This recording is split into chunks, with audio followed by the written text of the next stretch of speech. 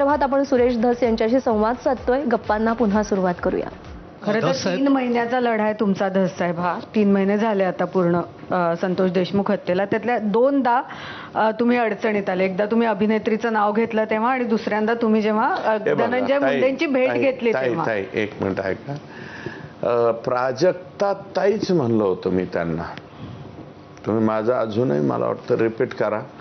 परंतु हे बघा, संतोष देशमुखच्या खून प्रकरणावरून हा विषय दुसरीकडे डायव्हर्ट होऊ नये आणि मला CM साहेबांचा फोन आला महिलांच्या बाबतीमध्ये बोलू नका. मी म्हणलं साहेब मी प्राजक्ता ताई म्हणलेलं आहे त्यांना. प्राजक्ता ताई आमच्या इकडे येतात एवढंच बोललो होतो.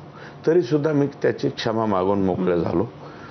दुसरा विषय मी धनंजय मुंडे साहेबांना भेटलो. बरं, एक सोडून 2 भेटी ना? 2 वेळा भेटलो. एकदा 4 तास आणि एकदा 20 मिनिट. नाही, एक वेळा पहिल्यांदा जो भेटलो जे 4 तास म्हणले तर त्याचा मला वाटतं उलगडा मी केलेला आहे. मी 20 मिनिट भेटलो. कुठं? मंत्रालयाच्या समोरच्या माननीय आमचे जे बावनकुळे साहेब आहेत, बावनकुळे साहेबांच्या बंगल्यावर आम्ही 20 मिनिटं भेटलो. त्या 20 मिनिटामध्ये एकामेकाच्या समोर आम्ही काय एकामेकाला बोललो नाही, काय नाही. एकच ते म्हणले याच्या बाबतीत बसता येईल का? मी म्हणलं या बाबतीत बसता येणार नाही आणि याच्या बाबतीत कॉम्प्रोमाइज नाही. जय हिंद, जय महाराष्ट्र. तुम्ही तिकडं, आम्ही इकडं. मी निघून गेलो. जेवायला बोललो, जेवलो बी नाही.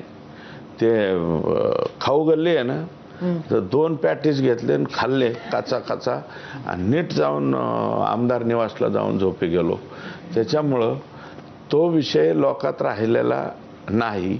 आणि दुसऱ्यांदा मी ते एखाद्या माणसाने, भरणे मामा आणि माझे एक कंबाईन मित्र आहेत, ते म्हणले की यांना काल दवाखान्यात नेलं होतं. मी सह्याद्री रेस्ट हाऊसला होतो.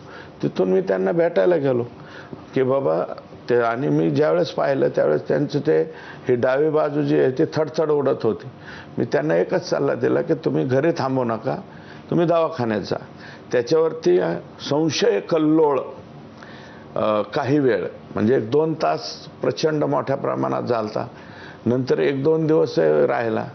परंतु माझी नियत साफ असल्यामुळं आणि मला सगळ्यात त्या बाबतीत आभार मानलं पाहिजे ते धनंजय देशमुखांचं आणि देशमुख कुटुंबियाचं आणि मस्साजोगकरांचं. मी परत गेलो त्यांच्या इथं तर अख्ख्या मस्साजोगकरांनी वर हात करून माझ्यावरती विश्वास व्यक्त केला आणि तो विषय संपला.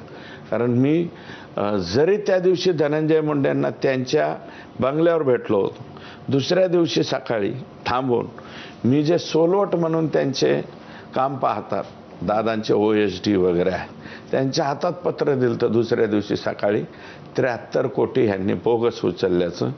आणि रफिक नाईकवाडी नावाचं त्यांचा कर्मचारी आहे कृषी विभागाचा, त्यांच्याकडनं मी 4,500 पानी PDF घेऊन गेलो होतो कृषी घोटाळ्याची. तुम्हाला आता धनंजय मुंडेंचा